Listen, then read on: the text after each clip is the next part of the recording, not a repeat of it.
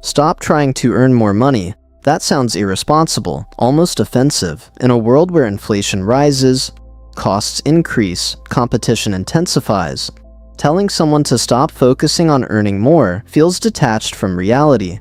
But this is the first fracture in the illusion, because earning more money is not the same as multiplying wealth, and confusing the two is the silent mistake that keeps intelligent, ambitious people financially average for decades. Here is the uncomfortable truth. Income is linear, wealth is nonlinear, and if you build your strategy around a linear engine, you will never experience nonlinear acceleration. This is not motivational rhetoric. It is structural physics. In physics, force without containment creates dissipation. Energy spreads, weakens, and disappears into entropy. But force inside a structured system, like a turbine, creates exponential output. Money behaves the same way. Uncontained income dissipates. Structured capital multiplies. Most people are trained to increase force. Very few are trained to build turbines. This is the trap. You were taught visible rules. Work harder, climb higher, negotiate salary, diversify investments, save consistently. These are not wrong, but they are incomplete because beneath these visible rules operate 5 silent rules that determine whether money compounds quietly in your favor or quietly leaks out of your life. And the leakage is rarely dramatic. It is subtle: a slightly larger mortgage, a vehicle upgrade justified by success, a few speculative trades triggered by social momentum, and a lifestyle expansion that feels earned but structurally premature. Nothing catastrophic. Yet 10 years later, the net worth graph tells a quiet story of stagnation. This is where anxiety begins. Not the loud fear of bankruptcy, the quiet tension that whispers, "I should be further by now." You earn more than you did 5 years ago. You are more skilled, more connected, more experienced. And yet wealth does not feel inevitable. It feels fragile. This is not a motivation problem. It is a structural misalignment with silent financial gravity. Gravity does not announce itself. It does not negotiate. It simply operates. If you misunderstand it, you fall. If you align with it, you move effortlessly. Wealth gravity works the same way. Capital flows toward systems that can contain and redeploy it. If your financial structure cannot contain capital, income increases will not save you. They will amplify instability.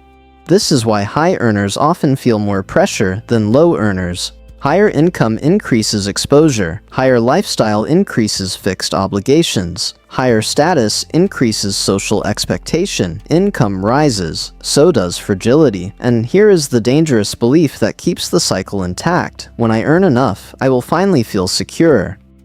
This belief is seductive. It postpones structural redesign. It assumes the solution is volume, not architecture. But volume without containment accelerates leakage. Consider water. Pour it onto flat ground and it spreads thin. Channel it through engineered pathways and it generates electricity. Most people pour, few channel. This is why wealth appears mysterious.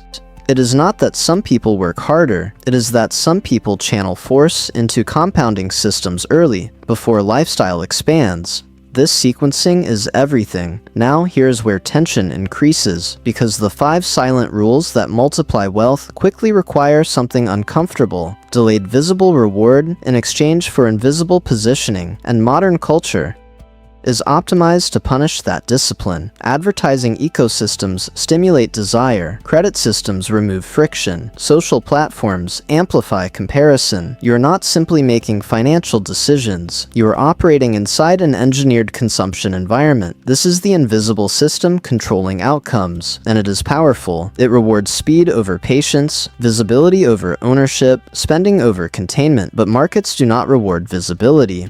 They reward position. Look at long-term capital allocators like Warren Buffett. He did not chase speed, he optimized position. He focused on containment, reinvestment, asymmetry. While others pursued excitement, he pursued inevitability. This distinction separates multipliers from maintainers. Most people maintain, very few multiply, and the difference is not intelligence, it is rule alignment. Now let us dismantle a dangerous myth. Wealth grows slowly. This is only partially true. Wealth grows slowly until it doesn't. Compounding is deceptive. For long periods, growth appears insignificant. Then thresholds are crossed, velocity increases, acceleration becomes visible. But here is the tragedy. Most people break discipline before ignition. They interrupt investments. They expand lifestyle too early.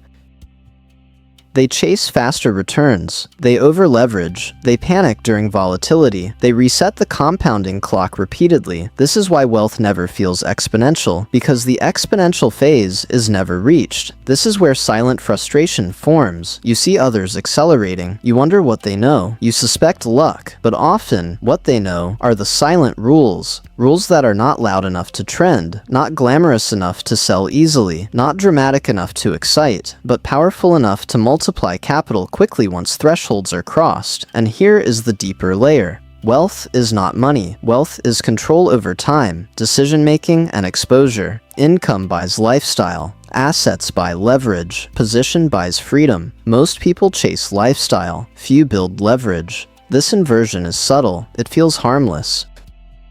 It feels deserved, it feels normal, but normal is not multiplicative. Now pause, because this is the psychological pivot point. If your financial strategy is centered on earning more so you can spend more, you are reinforcing a linear identity. If your strategy is centered on capturing income and converting it into ownership of productive systems, you are building a nonlinear identity. Identity determines behavior. Behavior determines structure. Structure determines outcome. And this is why the 5 silent rules are not tactics. They are structural laws. They govern how money enters your life, how much of it stays, where it is positioned, how risk is controlled. When acceleration begins, you cannot violate these laws indefinitely. You can only delay consequences. This changes everything, because it means wealth multiplication is not reserved for the extraordinary. It is available to the structurally aligned. But alignment requires awareness, and awareness requires confronting uncomfortable patterns. Lifestyle inflation disguised as progress. Status purchases disguised as reward. Speculation disguised as investing. Overwork disguised as strategy. This is not judgment, it is pattern recognition. And once patterns are seen, they can be redesigned. Here is the promise. In this series, we will dismantle the 5 silent rules that multiply wealth quickly, not through gambling, not through hype, not through unrealistic risk, but through structural inevitability. You will understand why intelligent professionals plateau, why high earners feel fragile, why disciplined savers never cross critical thresholds. And you will see exactly where acceleration begins, and why most people quit moments before ignition.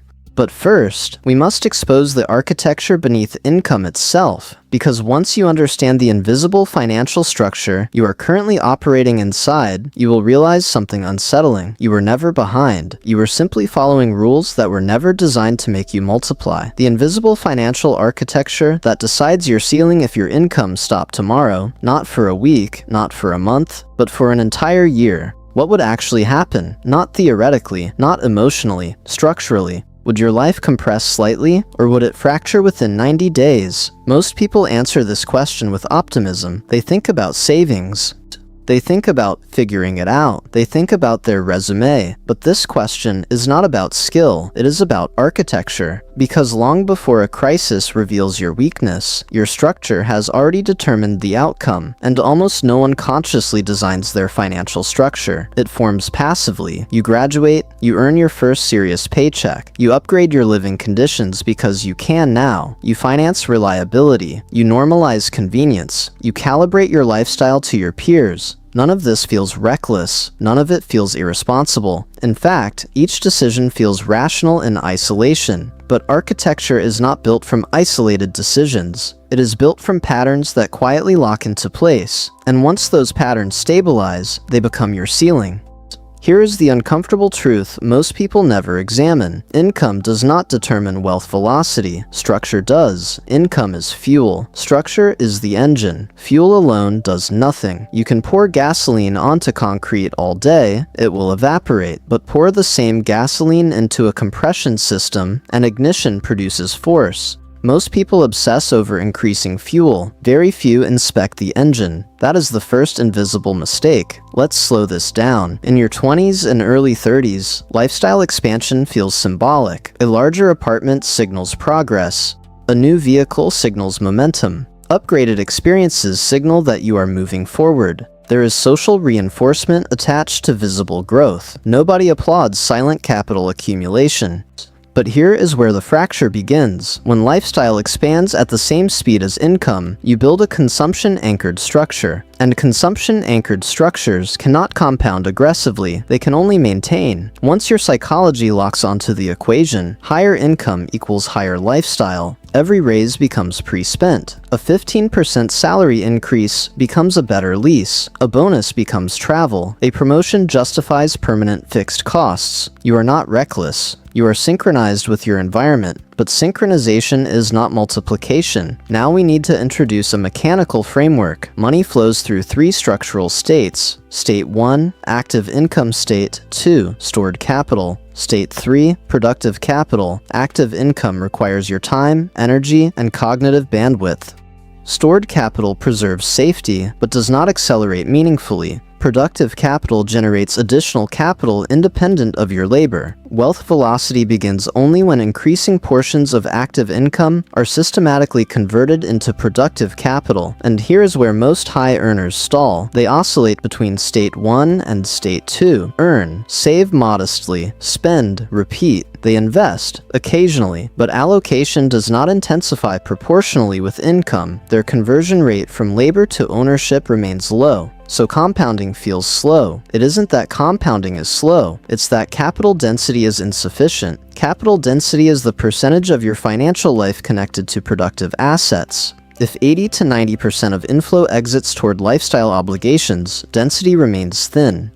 If increasing percentages are redirected toward ownership, equities, scalable businesses, yield-generating assets, density rises, and once density rises past a certain threshold, multiplication becomes visible. But that threshold is higher than most people expect, which creates frustration, because in the early phase, restraint feels invisible. You see peers upgrading visibly, you see social proof of spending, you do not see their balance sheets. This is the compression phase. An engine must compress fuel before ignition. Without compression, combustion is weak. Financially, compression means resisting premature expansion. This is where discipline is misunderstood. People assume restraint equals deprivation. It doesn't. It equals forced concentration. Now let's examine something more subtle. All obligations create gravitational drag. A $8,000 monthly burn rate requires continuous fuel injection. A $3,000 monthly burn rate creates surplus pressure.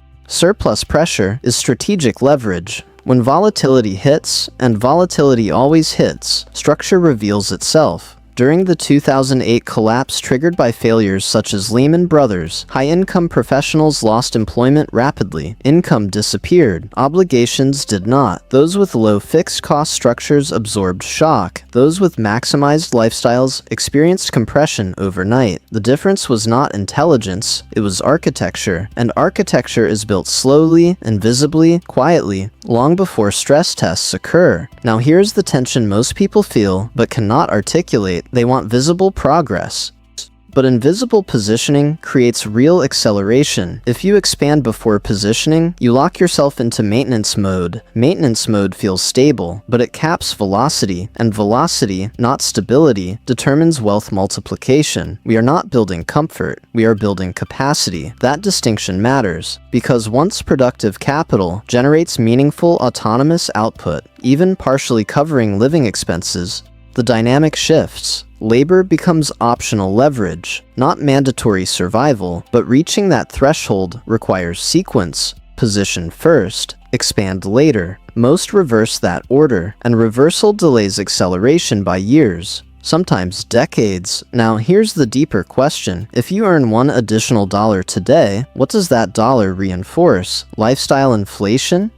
Or ownership expansion? That single question exposes your structure instantly, and we have not even touched psychology yet, because even strong structures collapse under emotional leakage. And that is where the real fracture begins. We're just getting started. Let's go deeper, because structure alone is not what caps people. It's the emotional logic layered on top of that structure. You can design a clean financial engine, low fixed costs, high savings rate, disciplined investment allocation, and still sabotage acceleration, not through ignorance, through leakage. Leakage is subtle. It doesn't look dramatic. It looks like, I deserve this. I've worked hard. I don't want to feel behind. This isn't that expensive. Each statement feels harmless, but together they create micro fractures in containment. And containment is everything. Containment capacity is your ability to receive capital without expanding your lifestyle in response to it. If your income increases 30% and your lifestyle increases 25%, containment is weak. If your income increases 30% and lifestyle remains flat, containment strengthens. This sounds simple. It is not easy, because humans are adaptive, and adaptation works against you here. You normalize quickly. What once felt premium becomes baseline. What once felt aspirational becomes standard. This psychological recalibration is called hedonic adaptation. You don't consciously inflate your life. You drift upward, and drift is dangerous. Drift doesn't feel like a decision, it feels like evolution. Now imagine this in numeric form. Two professionals begin earning $150,000 annually.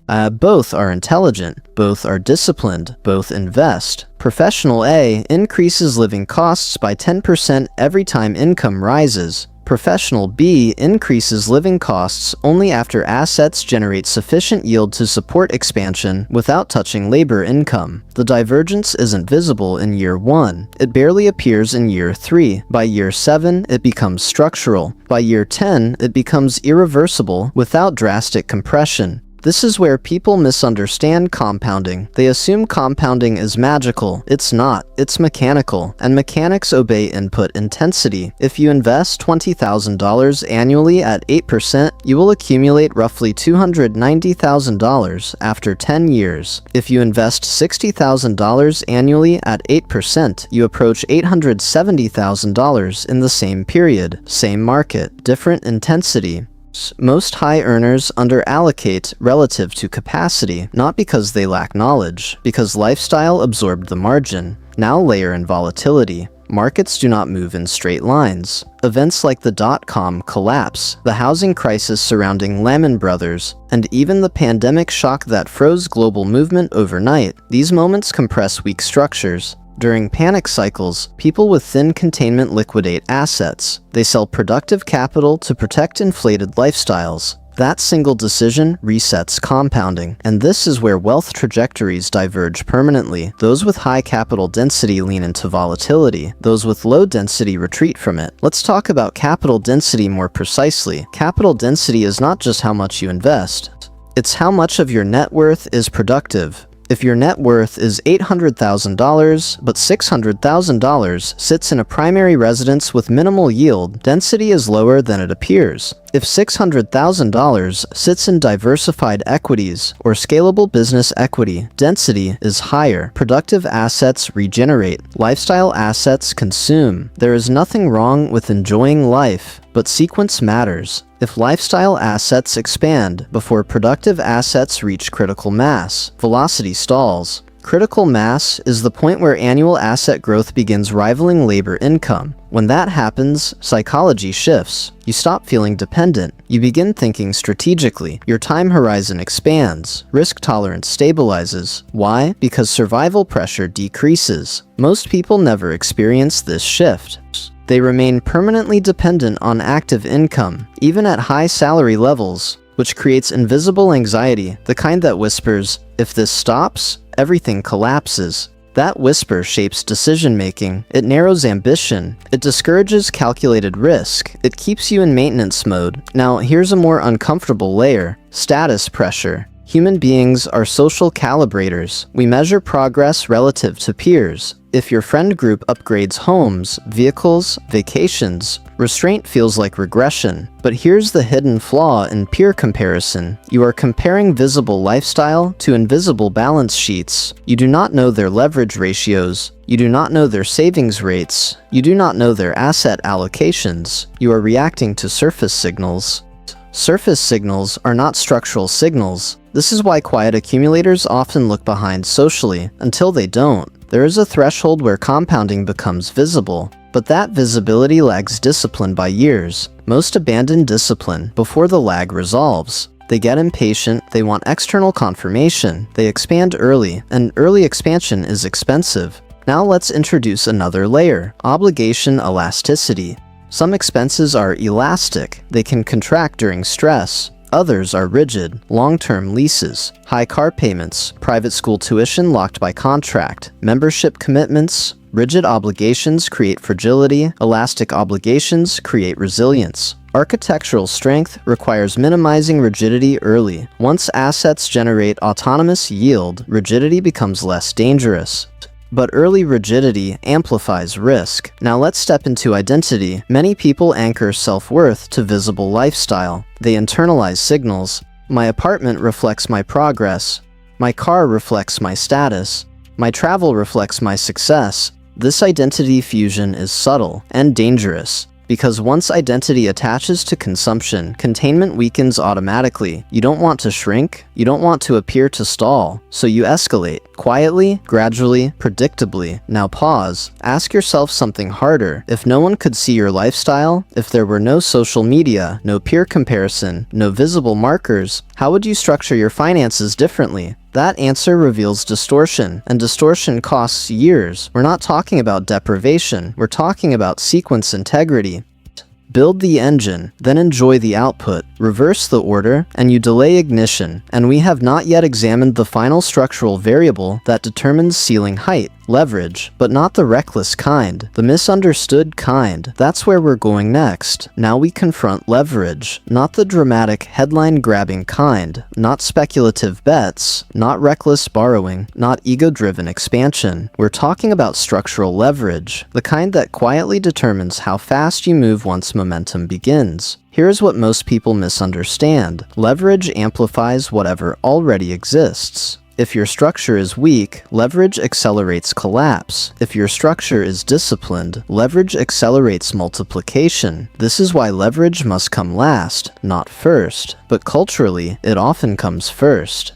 People borrow to upgrade homes before building capital buffers. They finance lifestyle before generating yield. They extend obligations, assuming future income will bail them out. Sometimes it works. Often, it traps them in dependency cycles. Dependency cycles look like progress externally, but internally, they increase fragility. Let's separate two types of leverage: consumption leverage, productive leverage. Consumption leverage increases burn rate. Productive leverage increases capital velocity. A mortgage on a primary residence can sit in either category depending on structure. If the payment forces you into minimal savings and thin liquidity, it is consumption leverage. If the payment sits comfortably within a low burn structure, while surplus capital continues compounding aggressively elsewhere, it can coexist safely. The distinction is not the asset, it is the sequencing, and sequencing is where ceilings are decided. Now consider business ownership. When someone builds or acquires an asset that generates recurring cash flow, they introduce structural leverage. Revenue scales beyond hours worked. Ownership decouples income from time. But here's the catch. Business equity without containment discipline often becomes a personal ATM. Profits inflate lifestyle instead of reinvesting into growth. And growth stalls. Even entrepreneurs fall into consumption anchoring. They expand personally before the asset reaches durable scale. The result? Plateau. This is not a money problem, it's a sequencing problem. Now let's zoom out historically. Periods of economic expansion create overconfidence. During housing booms, people assume appreciation is permanent. During equity bull markets, people assume upward trajectory is normal. During credit expansion cycles, debt feels harmless. Before the 2008 collapse involving firms like Lehman Brothers, leverage was abundant and optimism was structural. Then compression hit and structures were exposed. Weak containment evaporated. Over-leveraged lifestyles imploded. The lesson was not avoid growth, it was respect sequencing. Build base strength, then expand. This is the pattern repeated across every durable wealth story. Disciplined compression first, acceleration later. Let's return to the idea of ceiling height. Your financial ceiling is not determined by your talent. It is determined by how much capital your structure can hold without destabilizing. If you cannot comfortably hold $50,000 in liquid reserves without increasing spending, your containment threshold is low. If you cannot allow investments to grow without constantly harvesting gains for lifestyle upgrades, your density remains shallow. If market volatility triggers panic selling, your architecture lacks insulation. Ceilings are psychological before they are financial. Now imagine two trajectories. Person 1 earns aggressively, invests moderately, expands lifestyle quickly. Person 2 earns steadily, invests aggressively, expands lifestyle only when asset yield funds it. 10 years later, person 1 looks successful. Large home, impressive car, visible consumption. Person 2 looks conservative, modest home, understated lifestyle. 15 years later, something shifts. Person 1 still depends fully on labor income, burn rate high, obligations rigid. Person 2's assets begin generating meaningful annual growth that rivals salary. At 20 years, the divergence is undeniable. Person 2's compounding curve bends upward sharply. Person 1 remains linear, same intelligence, different architecture. Now here's the part that matters most. Wealth multiplication is nonlinear, but nonlinear curves require time under pressure. If you interrupt pressure through premature expansion, the curve flattens. If you sustain compression long enough, ignition becomes inevitable. This is not motivational language, it is mechanical truth. You do not need extreme income to build this. You need disciplined sequencing, high savings intensity early, low rigidity, rising capital density. Emotional containment, selective leverage introduced only after base strength stabilizes. This combination creates acceleration, and acceleration eventually becomes autonomy. Autonomy changes everything. When assets produce meaningful output, you negotiate differently, you tolerate volatility differently, you pursue opportunities differently, you sleep differently, because survival pressure softens, and softened survival pressure expands strategic thinking. Most people never reach this state, not because they lack earning power, because they expanded before positioning. So here's the distilled structural rule of Section 1. Position capital before expanding lifestyle. Increase containment before increasing display. Raise capital density before raising burn rate. Introduce leverage only after base strength is undeniable. Do this long enough, and your ceiling lifts automatically. Ignore it, and income alone will not save you, because income without architecture produces motion, but not multiplication, and multiplication, not motion, is what separates comfort from autonomy. The psychological traps that quietly reset compounding you can build a clean structure. Low fixed costs, high savings rate, diversified investments, disciplined leverage. On paper, it works. But paper does not control behavior, emotion does. And this is where intelligent people destroy their own acceleration, not through ignorance, through subtle, recurring psychological errors that feel rational in the moment. Let's start with the most dangerous one, impatience disguised as ambition. Early compounding feels slow, painfully slow. You invest $40,000 this year.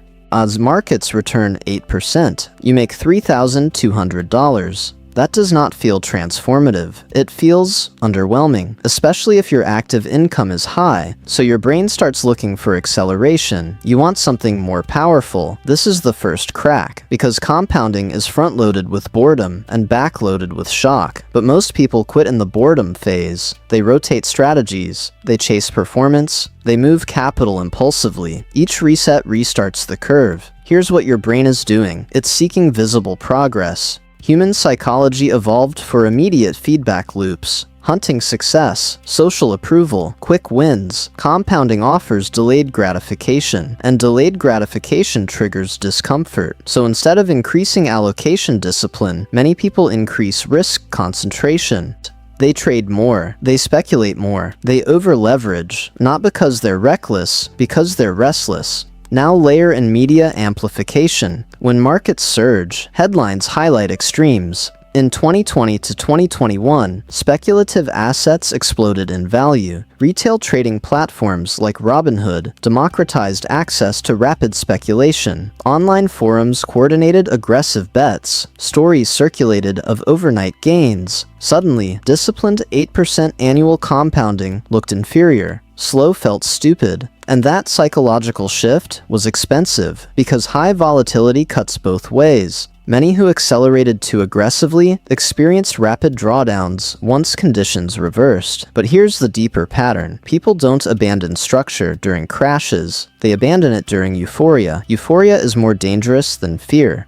Fear makes you defensive. Euphoria makes you overconfident. Overconfidence reduces perceived risk. Perceived risk determines allocation intensity, and allocation intensity determines survival probability. Now let's examine another trap, lifestyle anchoring to future income. This one is subtle. You begin projecting upward mobility as certainty. I'll be making $300,000 in a few years. My business will double. This promotion is inevitable. So you expand now, based on future expectation. But expectation is not cash flow. It's a narrative, and narratives are fragile. When expectations stall, not collapse, just stall, pressure builds. Your burn rate was calibrated to a future that hasn't arrived yet. This creates internal stress. Stress narrows thinking. Narrow thinking leads to reactive decisions. Reactive decisions damage long-term compounding. Now combine impatience with expectation bias. You start reaching, taking positions you don't fully understand, allocating to trends without structural analysis. Not because you lack intelligence, because you want to feel movement. Movement is addictive, progress is calming, but motion is not progress. This distinction is where most capital is lost. Let's introduce another psychological distortion: loss aversion, asymmetry. Behavioral economists have shown that losses hurt roughly twice as much as equivalent gains feel good. When markets decline 20%, the emotional pain is intense, even if you intellectually understand volatility. So what happens? People reduce exposure after declines. They sell low to relieve discomfort, then hesitate to re-enter until recovery is visible. Which means they buy higher. This pattern repeats cyclically. It doesn't require panic, just mild discomfort. Mild discomfort repeated over decades erodes returns significantly. And here's the irony. The very volatility that scares people is the mechanism that creates long-term returns. Without volatility, there is no premium. But tolerating volatility requires emotional insulation. And emotional insulation requires clarity of architecture. If your burn rate is low and liquidity is strong, market swings feel abstract. If your finances are tight, swings feel existential. Structure protects psychology. Psychology protects structure. Now here's a more uncomfortable trap: identity inflation. As income rises, identity shifts. You begin to see yourself as successful, and success creates subtle entitlement. You start believing your judgment is above average. You attribute gains to skill rather than conditions. During extended bull markets, this distortion compounds. Between 2009 and 2021, U.S. equity markets experienced one of the longest bull runs in history. Investors who entered during that period often internalized consistent gains as validation of skill. Few attributed it to macro tailwinds. When cycles shift, this overconfidence collides with reality, and collisions are expensive. But ego rarely announces itself. It whispers, "I understand this. I can time this. I see what others don't." Sometimes that's true. Often, it's narrative reinforcement. The market does not reward certainty, it rewards discipline. And discipline is boring, which brings us back to impatience. You see the pattern forming? Each psychological trap feeds the others. Impatience fuels overreach. Overreach increases volatility exposure. Volatility triggers loss aversion. Loss aversion creates reactive selling. Reactive selling resets compounding, and the cycle restarts, all while believing you are being proactive. This is how intelligent people stall for decades, not through catastrophic collapse, through repeated small resets. Now here's the question that matters. If your strategy requires constant emotional monitoring to maintain, is it actually aligned with your psychology? Because sustainable wealth multiplication must be behaviorally compatible. Otherwise, your own mind becomes the weak link, and we haven't even touched the social dimension yet. That's where it gets even more dangerous. Let's move into the social layer. Because you don't make financial decisions in isolation, you make them inside an environment, and environments exert pressure, sometimes loud, usually silent. Here's the reality most people underestimate. Comparison distorts risk perception, not intentionally, automatically. When your peer group begins accelerating financially, launching businesses, posting gains, upgrading homes, celebrating exits, your internal calibration shifts. Even if you're objectively ahead, relative positioning starts to matter more than absolute positioning, and relative positioning is a dangerous metric because it moves constantly. There will always be someone earning more, scaling faster, posting higher returns. And exposure has increased dramatically in the digital era. Platforms amplify extremes. During speculative cycles, online communities can coordinate concentrated bets at scale. The 2021 surge in heavily shorted stocks, amplified by forums like r/Wall Street Bets, created rapid wealth for some participants. But it also created psychological distortion for observers. Even those who didn't participate felt something. Fear of missing out. FOMO is not about greed, it's about exclusion. It's about watching perceived opportunity pass by while you remain disciplined. Discipline feels passive in moments of mania, but reaction during mania often destroys long-term positioning. Now let's unpack the mechanism. When you observe outsized gains in others, three distortions occur. You underestimate risk, you overestimate repeatability, you compress your time horizon. Time horizon compression is especially dangerous. Instead of thinking in decades, you start thinking in quarters. Instead of focusing on asset durability, you focus on momentum. Momentum is powerful, but it is unstable. And unstable strategies require perfect timing. Perfect timing is rare. Now add identity to this equation. If you see yourself as intelligent, capable, ahead of the curve, missing visible gains creates cognitive dissonance. Your mind wants to resolve the tension, so you rationalize entry. This one is different. The fundamentals support it. I've done my research. Sometimes that's true, but often research follows desire, not the other way around. And this is where structure collapses quietly, because you are no longer operating from architecture. You are operating from emotion layered over narrative. Now let's shift to something even more subtle: income escalation anxiety. High performers often operate under internal pressure to maintain upward trajectory. Flat years feel like failure, even if assets are compounding quietly, so they chase bigger swings, bigger deals, higher returns, more leverage. Not because they need it, because stagnation feels threatening. But wealth multiplication is not linear. There will be flat periods, drawdowns, years where growth feels invisible. If your identity cannot tolerate flatness, you will sabotage long-term curves. And here's the paradox. The more intelligent and ambitious you are, the more vulnerable you are to this trap, because you're used to progress, used to winning, used to accelerating. Compounding doesn't care about your ambition, it rewards patience. Now let's talk about control illusion. When markets rise, you feel effective. When investments grow, you feel strategic. You start believing your insight created the outcome, but markets are influenced by forces far beyond individual analysis. Interest rate cycles, liquidity expansion, geopolitical stability, institutional capital flows. For example, policies enacted by institutions like Federal Reserve can dramatically shift asset prices. Quantitative easing inflates asset valuations. Tightening compresses them. Few individual investors control these forces, yet many internalize gains as proof of skill. This leads to concentration. Concentration increases volatility exposure. Volatility exposure increases emotional strain. Emotional strain increases reaction probability, and reaction probability resets compounding. See the loop forming?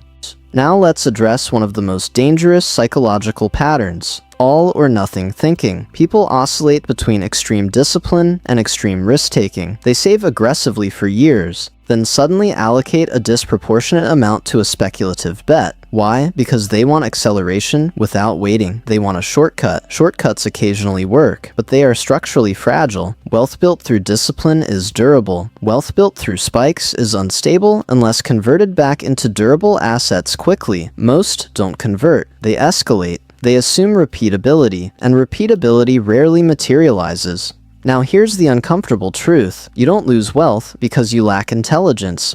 You lose wealth because your emotional system evolved for survival, not for exponential growth curves. Survival prioritizes short-term certainty. Compounding requires long-term ambiguity tolerance. Ambiguity tolerance is rare, and it must be trained, which leads us to the final psychological layer in this section: boredom intolerance. Yes, boredom. Sustainable investing is boring. Automatic contributions, diversified allocation, periodic rebalancing, no adrenaline, no dramatic narratives. Just steady accumulation, but humans crave stimulation. So they add complexity, more accounts, more strategies, more trading. Activity creates the illusion of control, but activity often reduces returns. In fact, data repeatedly shows that higher turnover correlates with lower net performance for individual investors, because friction, costs, and timing errors accumulate. Now pause and ask, does your financial strategy require constant excitement? If it does, it may not survive decades, because decades are long, and emotional consistency matters more than intellectual intensity. This is the core lesson of Section 2. Your structure can be flawless, but if your psychology is unstable, compounding resets repeatedly. Wealth multiplication is not only mechanical, it is behavioral endurance. Endurance through boredom, endurance through volatility, endurance through social comparison, endurance through flat years. Most people underestimate how long endurance must last. Not 5 years, not 10, often 20 or more before nonlinear acceleration becomes undeniable. And if you interrupt that runway repeatedly, you never reach liftoff. In the next section, we go deeper into volatility itself, why downturns are not interruptions to compounding, but necessary components of it. That perspective shift changes everything. Volatility is not the enemy. It is the mechanism. Most people think wealth is built during bull markets. It isn't. Wealth is built during survival phases. Bull markets make portfolios look good. Volatility determines who actually owns the assets long enough to benefit. That distinction is everything, because if you zoom out over decades, markets trend upward. But if you zoom in over months or years, they are chaotic. And that chaos is not accidental, it is structural. Let's strip this down to fundamentals. If an asset produced consistent 10% returns with zero volatility, everyone would allocate maximum capital instantly.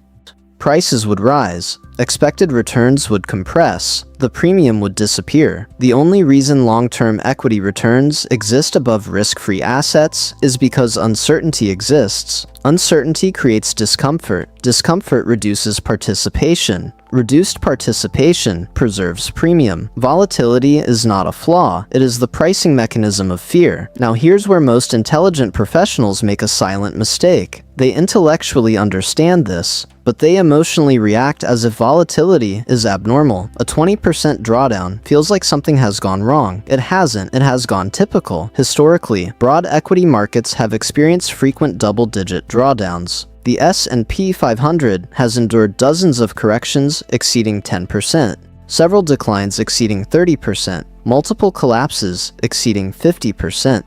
And yet, over extended horizons, it compounded upward. Why? Because productive enterprise expands over time. Companies innovate, technology improves, efficiency rises, human productivity scales. Markets price that unevenly. That uneven pricing creates volatility. Now consider the 2008 financial crisis, accelerated by the collapse of institutions such as Lehman Brothers. At the time, it did not feel cyclical, it felt terminal. Credit froze, banks failed, housing imploded, unemployment surged. If you were inside that moment, reading headlines daily, the narrative was systemic collapse. Many liquidated near the bottom, not because they were foolish, because their structure could not tolerate further uncertainty. And this is the part that matters. Volatility punishes fragility, not exposure, fragility. See, two investors can hold identical portfolios. One panics and sells. One holds and rebalances.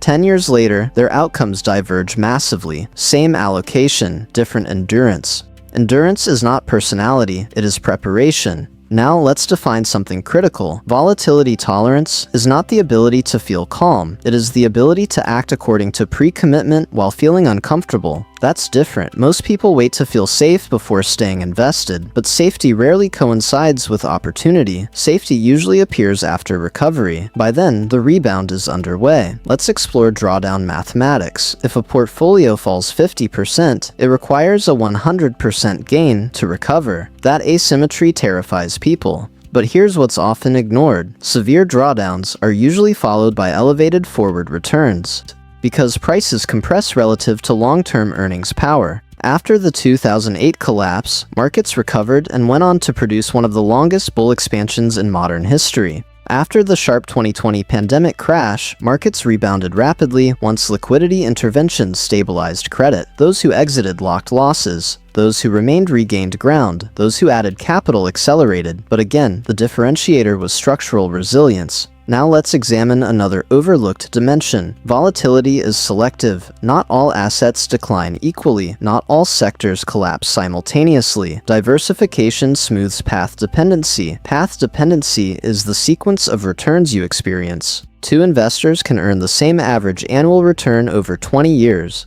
But if one experiences severe early losses and withdraws capital due to pressure, the long-term outcome diverges. Sequence matters. And sequence risk increases when burn rate is high. Let's pause here. Imagine your monthly obligations require $12,000. Your income suddenly contracts to $8,000. Your portfolio declines 25%. You are under pressure from both sides. Now imagine obligations require $4,000. Income drops to $8,000. Portfolio declines 25%. Psychologically, those scenarios are worlds apart. In the second case, volatility is irritating. In the first case, it is threatening. Threat changes behavior. Behavior changes outcome. This is why volatility is not merely a market phenomenon. It is a life structure stress test. Now, here's something even more uncomfortable. Most people build portfolios assuming steady contribution capacity, but income is volatile too. Industries compress, roles become automated, skills become obsolete, entire sectors restructure. In 2000, many believed internet stocks would redefine wealth permanently. They did redefine industries, but valuations collapsed first. In 2008, real estate was considered structurally safe, until leverage revealed fragility. In 2020, entire physical service industries paused overnight. Income streams evaporated. Volatility is not an event. It is a recurring pattern. The only unknown variable is timing. Now let's step further back. Why does volatility feel worse today? Information, velocity. You are exposed to real-time updates constantly. During past decades, investors received delayed data. Today, every market tick is visible. Every crisis is amplified. Every downturn is narrated in dramatic language. That constant exposure compresses your perceived time horizon. A one-year decline feels endless when monitored hourly, which means one of the most underrated volatility defenses is attention control. If you observe daily fluctuations obsessively, your emotional system engages continuously. If you zoom out to quarterly or annual review, your system stabilizes. Attention frequency alters perception of risk. Perception alters action. Action alters compounding, and we are still only at the surface, because volatility does something else. It reallocates ownership from weak conviction to strong conviction. During panic cycles, assets move from reactive hands to patient hands. This is not poetic, it is structural. Those who cannot tolerate uncertainty sell to those who can. Over decades, this transfer concentrates wealth. So the real question is not, will volatility occur? It will. The question is, will your structure force you to become the seller, or allow you to be the buyer? We are not done, because the next layer is deeper. Volatility is not random chaos. It follows behavioral patterns. Understanding those patterns changes how you experience it. That's where we go next. Let's go deeper. Volatility is not random noise. It follows emotional cycles, and emotional cycles are predictable, not in timing, but in structure. Every major boom-bust sequence follows a similar arc: disbelief, optimism, euphoria, complacency, anxiety, denial, fear, capitulation, stabilization, recovery.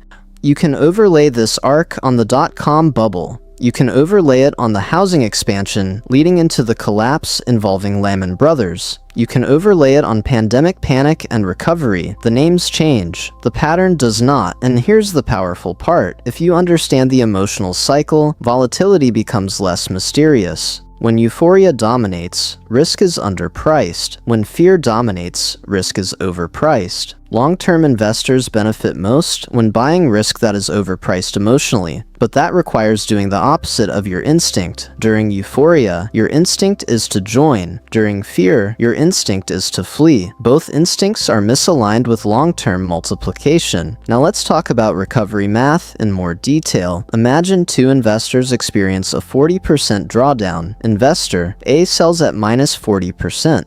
Investor B holds. Investor C increases allocation modestly. If markets recover 67% from the bottom, which mathematically offsets a 40% decline, Investor B returns to break-even. Investor C exceeds break-even because additional capital was deployed at lower prices. Investor A must now decide when to re-enter. But re-entry rarely happens at the bottom. It happens after recovery is visible, which means Investor A often buys higher than where they sold. That gap compounds over decades. One panic cycle can permanently alter retirement timelines. Now layer in something subtle. Volatility clusters. Periods of calm are followed by bursts of instability. Extended bull markets often reduce perceived risk. Investors increase leverage. Companies increase debt. Consumers expand obligations. Then a shock hits. Because leverage amplifies volatility. In 2008, leverage in housing and financial derivatives amplified systemic fragility. In other cycles, leverage appears in different forms: margin debt, speculative derivatives, concentrated bets. The surface changes, the mechanism remains. Leverage reduces tolerance for volatility, which means high-leverage systems are forced sellers during downturns. Forced selling accelerates price compression. Price compression creates opportunity. Opportunity benefits those without leverage pressure. You see the transfer mechanism again? Volatility reallocates from constrained to unconstrained capital. So the question becomes, are you structurally constrained or structurally patient? Now let's address institutional behavior. Large institutions, pension funds, endowments, sovereign funds operate on long horizons. They expect volatility, they model it, they rebalance systematically. When equities fall below target allocation percentages, they buy, not because they feel brave, because policy requires it. That mechanical discipline allows them to capture long-term premium. Individual investors often lack policy structure. They operate reactively. They change allocation based on recent performance. This behavior, known as performance chasing, destroys long-term return efficiency. Now let's examine time horizon distortion. When markets fall, people mentally shrink their time horizon. A 30-year investor begins thinking in 6-month increments. They focus on recent decline instead of lifetime trajectory. If you plotted the S&P 500 over 100 years, downturns look like dents in a long upward curve. If you zoom into a 1-year chart, those dents look catastrophic. Zoom level alters emotional response, which means perspective is a volatility management tool. Now, here's something uncomfortable. Many people overestimate their volatility tolerance because they've only invested during expansion cycles. From 2009 to early 2020, markets trended upward with intermittent pullbacks. Anyone investing during that window experienced mostly positive reinforcement. True volatility tolerance is only revealed during prolonged drawdowns. If you've never held through a multi-year stagnation, you don't yet know your threshold, which is why stress testing your structure matters. Ask yourself, if my portfolio fell 35% tomorrow, would I need to sell anything to meet obligations? If income drops simultaneously, Would I be forced into defensive action? If the answer is yes, the issue isn't markets, it's structure. Now, let's push deeper into macro cycles. Economic systems operate in credit cycles. Credit expands, growth accelerates, asset prices rise, then credit contracts, growth slows, asset prices compress, central banks respond, institutions like Federal Reserve adjust interest rates and liquidity conditions.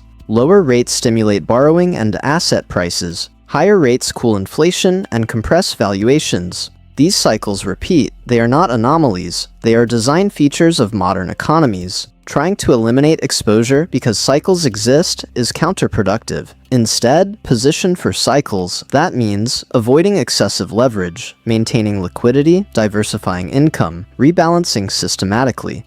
Now consider this psychological pivot. If you view volatility as a temporary malfunction, you resist it. If you view volatility as structural filtration, you accept it. Acceptance reduces panic. Reduced panic preserves allocation. Preserved allocation captures recovery. Recovery compounds. This is the chain. Let's zoom out one final time. Over 30 to 40 years, the majority of lifetime portfolio gains often come from a relatively small number of powerful recovery years. Miss those years, and long-term returns compress dramatically. Those powerful years often occur immediately after major drawdowns, which means selling during panic doesn't just lock in losses, it excludes you from recovery concentration. And recovery concentration is where nonlinear growth happens.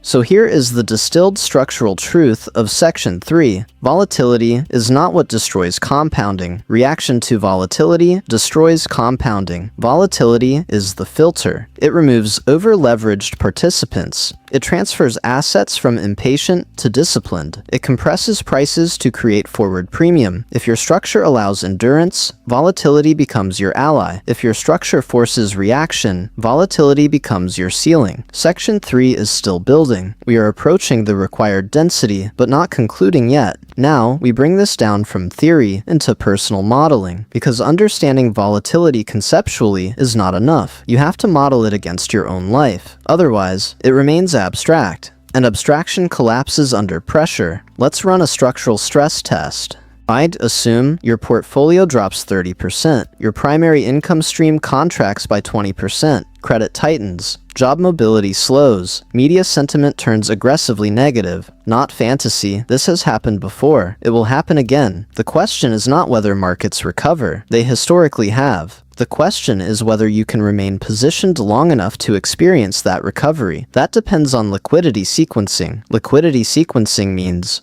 which resources do you use first under stress? Cash reserves, short-term bonds, business receivables, credit lines, equity positions.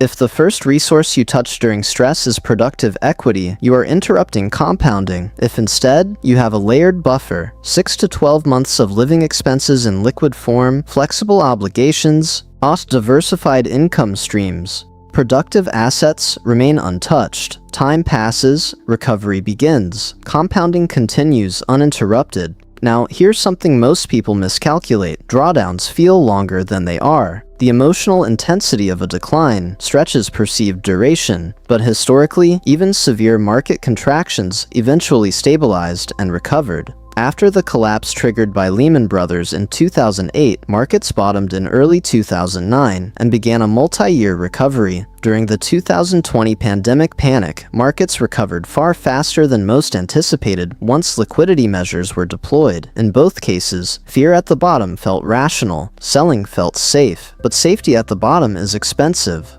Because the inflection point, the moment when decline stops accelerating, is emotionally indistinguishable from further collapse. You don't get a signal, you get ambiguity, and ambiguity is intolerable to fragile structures. Now, let's examine the long-horizon wealth inflection point. Most people assume compounding is linear. It is not. For long periods, growth appears incremental. Then suddenly, often after multiple volatility cycles, asset growth begins exceeding annual contributions. This is the shift. The moment when portfolio growth in a strong year surpasses your total yearly savings, then later surpasses your annual income. At that point, volatility changes meaning. A 10% market move on a $5 million portfolio equals $500,000. That's not theoretical, that's structural acceleration. But reaching that scale requires surviving earlier volatility phases without resetting. Most people interrupt compounding before inflection. They exit during downturns. They overtrade during calm periods. They chase during euphoria. Each interruption delays the nonlinear curve. Now here's something uncomfortable but important. The wealth inflection point often happens quietly. There is no dramatic announcement. Just a year where growth surprises you. Then another, and suddenly your labor income is no longer the primary growth engine. But this only occurs if you remain allocated, which brings us to personal volatility alignment. Your allocation must match your emotional capacity. If you allocate 90% to equities but panic at 25% drawdowns, your structure is misaligned. It's better to hold 70% and remain steady than 90% and exit at the bottom. Optimal strategy is not maximum theoretical return, it is maximum sustainable return. Sustainability requires behavioral compatibility. Now consider how institutions approach this. Large endowments model expected drawdowns in advance. They simulate stress events. They predefine rebalancing bands. They accept volatility as inherent. Individuals rarely simulate. They react. Simulation reduces shock. Shock increases reaction. Reaction resets compounding. So here is a simple but powerful shift. Before the next downturn happens, write down exactly how you will behave. At minus 15%, I will rebalance. At minus 25%, I will increase contributions if liquidity allows. I will not check portfolio balances daily. I will review quarterly.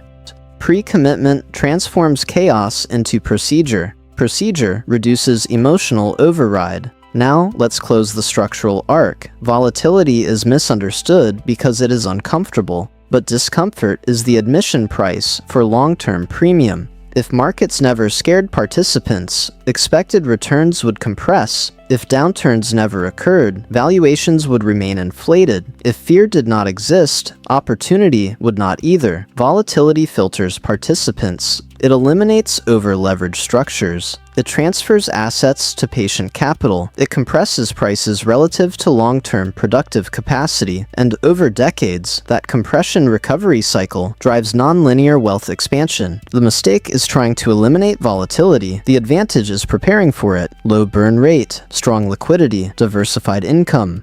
Behavioral pre-commitment, long-time horizon. With these in place, volatility becomes fuel. Without them, volatility becomes ceiling. Leverage, the multiplier that doesn't forgive if volatility is the filter. Leverage is the amplifier, and amplification works both directions, up and down, fast. Most people encounter leverage long before they understand it. A mortgage is leverage. A margin account is leverage. A business loan is leverage. Hiring employees is leverage. Brand reputation is leverage. Code is leverage. Distribution is leverage. Leverage is not inherently financial. It is structural. It is anything that allows input to be multiplied beyond linear effort. Used correctly, leverage bends time. Used prematurely, it snaps structures. Here's the problem. People pursue leverage before stability.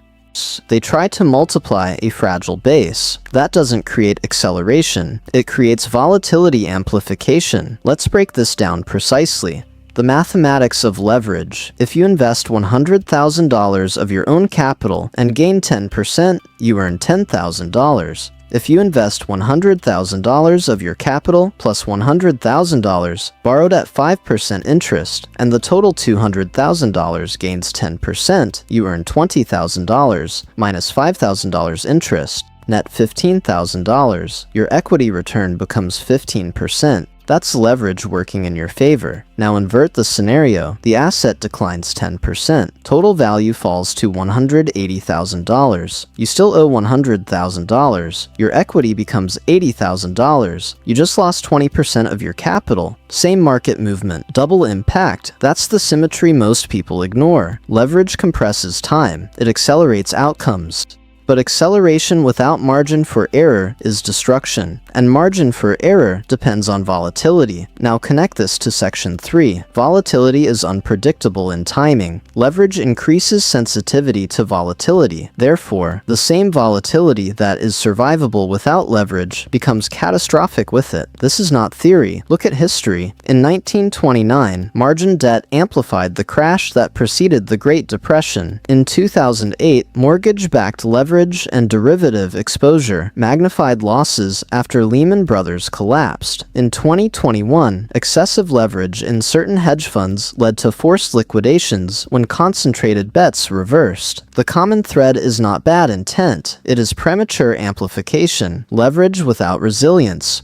Now, here's the uncomfortable truth. Most wealth in the modern era was created using leverage, but not early and not recklessly. The difference is sequencing. First, stability. Second, surplus. Third, durable cash flow. Then, controlled leverage. Reverse that order, and collapse probability rises dramatically. Types of leverage. There are 4 primary forms: financial leverage, operational leverage, network, leverage, time leverage. Financial leverage is the most obvious, borrowed capital. Operational leverage is fixed cost structure. If revenue rises while fixed costs remain stable, margins expand disproportionately. Network leverage means distribution multiplies output. Social platforms, marketplaces, ecosystems. Time leverage is perhaps the most powerful. Assets that produce without continuous effort. Investments, code, content, intellectual property. Notice something important. Only one of these requires debt. The others require design. Most people reach for financial leverage first because it appears fastest. But financial leverage is the most fragile form. It has fixed obligations. Markets do not. This mismatch creates risk asymmetry. Now, let's explore leverage psychology. Leverage feels intelligent during expansion. When markets rise steadily, leveraged returns outperform. Confidence builds. Risk tolerance expands. Then volatility returns. Suddenly, what felt like strategy becomes liability. Here's the structural principle. Leverage should only be applied to systems that have already demonstrated durability through volatility. If your business has not survived a downturn, heavy expansion through debt is speculative. If your portfolio has not endured a bear market, adding margin is premature. If your income is unstable, high fixed obligations reduce flexibility. Flexibility is underrated. Flexibility is survival. Now, let's introduce a concept most individuals never calculate: personal leverage ratio. This is not just debt to income. It's total fixed obligations divided by guaranteed income streams. If your fixed obligations exceed conservative income assumptions, your leverage ratio is fragile. And fragility is exposed during volatility spikes. During stable periods, fragility hides. During stress, it surfaces. That's when forced decisions occur, and forced decisions destroy optionality. Optionality is wealth, the ability to wait, the ability to reposition, the ability to hold. Leverage reduces optionality, unless it is structured conservatively. Now here's where things become nuanced. There is a stage where leverage becomes rational after you have multi-year emergency reserves, diversified income, low burn rate, demonstrated behavioral discipline. Survived at least one market contraction at that stage, controlled leverage can increase long-term growth without existential risk. But controlled is the keyword, not maximum, not aggressive, controlled. For example, a fixed-rate mortgage in an inflationary environment can be advantageous. Long-term debt at low rates on productive real estate can enhance return. Strategic hiring in a cash flow positive business can multiply output, but speculative leverage, borrowing to chase momentum assets, is structurally different. It is volatility amplification layered on uncertainty. Now, let's zoom out further. Why does leverage create massive wealth for some but destroy others? Because leverage magnifies structure. If the underlying system is strong, leverage scales strength. If the system is weak, leverage scales weakness. This is true in business, investing, and even reputation. Reputation is social leverage. Trust multiplies influence, but once damaged, the same leverage spreads decline faster. Amplifiers do not discriminate. They magnify whatever exists. So the real question is not, how much leverage should I use? The real question is my base strong enough to be amplified? Most people skip that question. They assume amplification creates strength. It does not. It exposes it. An exposure under volatility is unforgiving. We are not done. Because there is a second layer to leverage that is even more powerful than debt. It's strategic asymmetry, and that's where we're going next. Now we move into the layer most people never model correctly: asymmetric leverage. This is where leverage stops being about borrowing money and starts being about positioning where upside is uncapped while downside is capped. That's the holy grail, and it's far rarer than it looks. Linear effort versus non-linear outcome. Most income is linear. You work an hour, you get paid for an hour, you improve slightly. Income increases slightly, it's proportional. Leverage breaks proportionality. The right leverage creates non-linear return curves. One software product scales to millions of users. One piece of intellectual property compounds across decades. One distribution channel multiplies reach without multiplying cost. That's asymmetry. But here's the part nobody talks about. Non-linearity requires patience before it explodes. And patience feels like stagnation. Most people abandon non-linear systems in their flat phase. They quit before the curve bends. The J-curve effect in private equity and venture capital. There's a known phenomenon called the J-curve. Early years show negative returns due to investment and development costs. Then, if the thesis is correct, growth accelerates sharply. The shape looks like a J, but individuals rarely allow their own projects to reach the upward bend they abandoned during the dip. Why? Because leverage without feedback feels like failure. This is why strategic leverage is not about speed. It's about durability through the early flatline. Asymmetric risk modeling. Let's define asymmetry properly. An asymmetric position has limited downside, large potential upside, survivable volatility. For example, investing a small controlled portion of capital into high upside innovation sectors while keeping core assets diversified, or building a side business while maintaining stable income. The downside is capped at time and limited capital. The upside could be exponential. That's intelligent asymmetry. Compare that to borrowing heavily to invest in volatile assets. Downside, catastrophic. Upside, proportional. That's not asymmetry. That's magnified exposure. Why most people confuse leverage with risk-taking. Risk-taking is not leverage. Speculation is not leverage. Leverage is multiplication of a stable base. Speculation is exposure without stable foundation. This confusion causes wealth destruction. During the late stages of expansion cycles, speculation masquerades as leverage. In 1999, during the dot-com bubble, many believed margin trading tech stocks was leverage. In reality, it was concentration plus borrowed exposure. When the bubble burst, volatility amplified debt obligations. In 2008, housing speculation layered on adjustable rate debt created fragility. When liquidity froze after the collapse of Lehman Brothers, the system snapped. Same pattern: amplification without resilience. The 3 stages of leverage maturity. There's a developmental path. Stage 1, zero leverage. You build savings, stability, liquidity, skill. Stage 2, controlled structural leverage. You apply leverage to durable systems, diversified assets, positive cash flow ventures, fixed rate debt. Stage 3, strategic asymmetry. You deploy capital into optionality, innovation, scalable systems, intellectual property. Most people try to jump from stage 1 to stage 3 using stage 2 tools incorrectly. They borrow aggressively before proving stability. They amplify before reinforcing structure. And volatility punishes that impatience. The illusion of acceleration leverage creates the illusion that time can be skipped, and technically it can, but skipping stages increases fragility. Think of it like architectural load bearing. You don't add upper floors before reinforcing foundations. Yet financially, people attempt this constantly. They scale lifestyle before scaling assets. They increase fixed obligations before securing income durability. They commit to long-term liabilities based on short-term expansion. This is time compression without structural reinforcement. and volatility exposes it immediately. Institutional leverage versus individual leverage. Large institutions model stress scenarios decades deep. They simulate liquidity crunches. They test correlation breakdowns. They analyze worst-case cascades. Individuals rarely do this. They assume normal conditions persist. This assumption is the silent killer because leverage only becomes visible under abnormal conditions. During stability, it feels efficient. During stress, it feels fatal. The flexibility premium there is something more valuable than amplified return. Flexibility, the ability to pivot, the ability to wait, the ability to not sell at the bottom, the ability to not liquidate under pressure.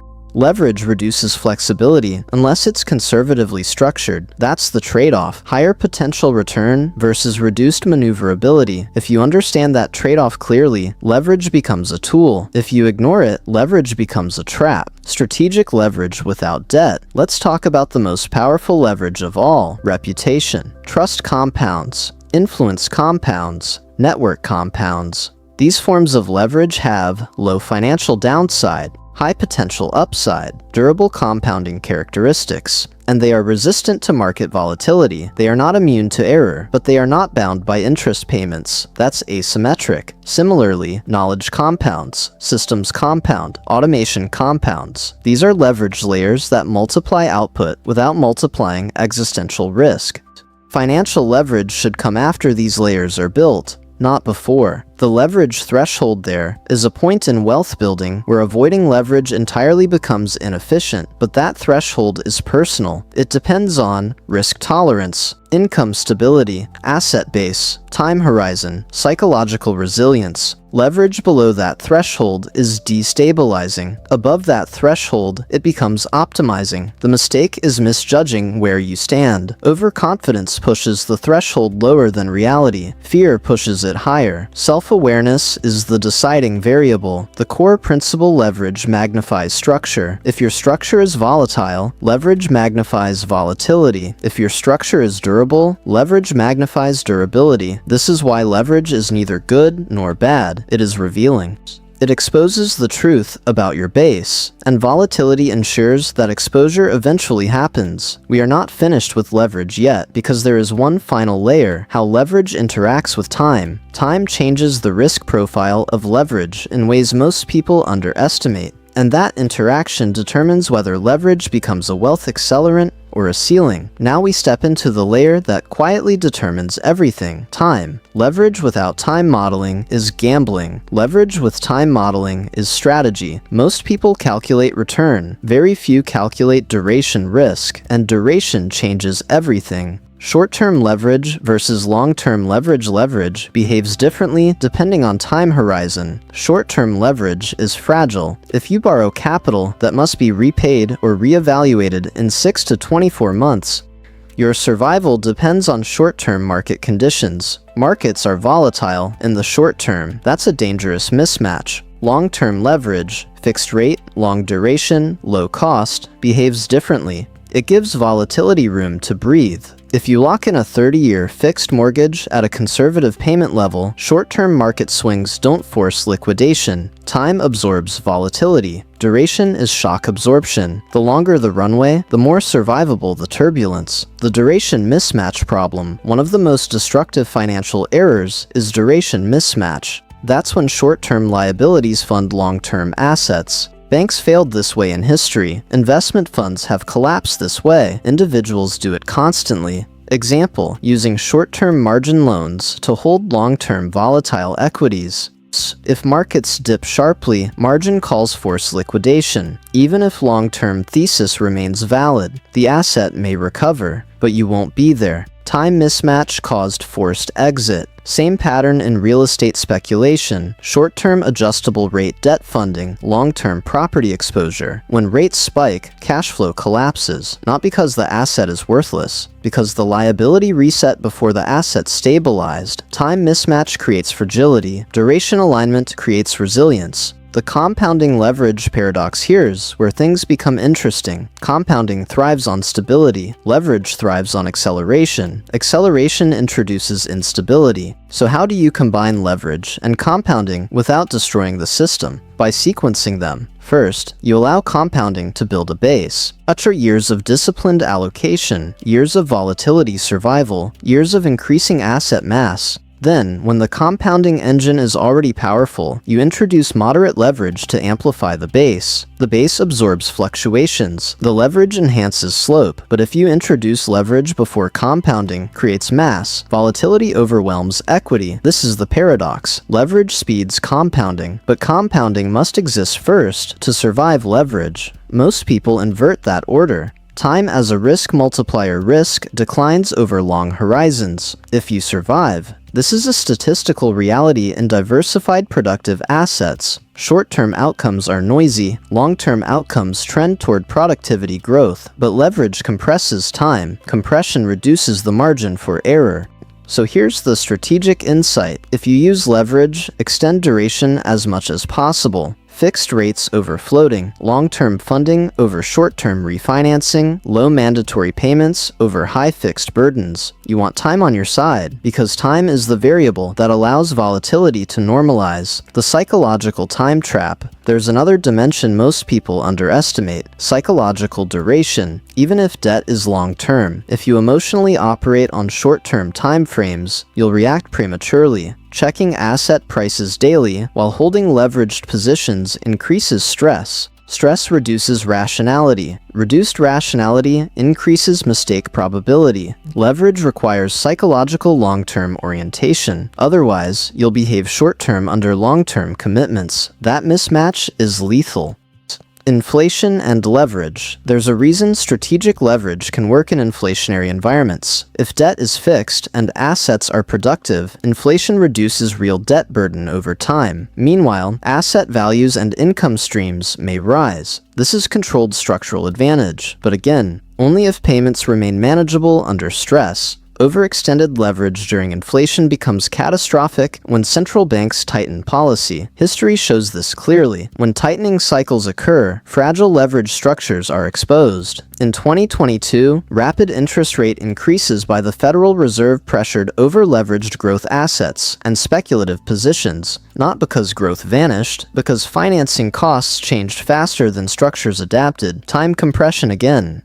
The leverage ceiling there is a personal leverage ceiling for everyone. Cross it, and optionality collapses. Stay below it, and growth accelerates sustainably. The ceiling is determined by income stability, liquidity reserves, asset diversification, fixed obligation ratio, behavioral discipline, time horizon. Ignore any one of these, and the ceiling lowers. Respect them, and the ceiling rises. When not to use leverage, let's be clear. There are periods when leverage is strategically irrational. Late cycle euphoric markets, high asset valuations relative to historical norms, rising rate environments, personal income instability, low liquidity buffers. In these conditions, leverage amplifies downside more than upside. Patience becomes superior strategy. Sitting on dry powder is not weakness. It is optionality preservation. When leverage becomes strategic, leverage becomes strategic when assets are reasonably valued, rates are predictable and manageable, cash flow is strong and diversified, liquidity buffers are robust, volatility is expected, not feared. At that point, leverage increases slope without increasing existential risk. It becomes a controlled accelerant, not a gamble. Final structural principle of leverage. Leverage is not about getting rich faster. It's about compressing time responsibly. If you compress time without increasing resilience, collapse probability rises. If you increase resilience before compressing time, wealth acceleration becomes sustainable. Most people chase speed. Very few build runway. Runway determines survival. Survival determines compounding. Compounding determines wealth. And leverage, when properly sequenced, determines scale. Concentration, the double-edged engine of extreme wealth. If leverage amplifies, concentration directs the force, and where force is directed determines whether you build a skyscraper or punch a hole through your own foundation. Let's start with something uncomfortable. Nearly every extreme fortune in modern history was built through concentration, not diversification. Diversification preserves wealth. Concentration creates it. That statement makes people uneasy because it clashes with conventional financial advice. Diversify broadly. Reduce risk. Don't put all your eggs in one basket. Those are preservation principles. They are not creation principles. And confusing the two stages leads to mediocre outcomes. But here's the catch, and it's a big one. Concentration without structural advantage is speculation. Concentration with structural advantage is asymmetric acceleration. Most people can't tell the difference. The wealth creation phase versus the wealth preservation phase. There are two distinct stages in capital evolution. Stage 1, creation. Stage 2, preservation. Creation often requires focus. Preservation requires spread. If you look at founders, early investors, or operators who built massive wealth, their net worth was often overwhelmingly concentrated in one asset, one company, one equity position, one operating system of income. For example, the early wealth of Jeff Bezos was overwhelmingly tied to Amazon stock. That concentration created exponential upside.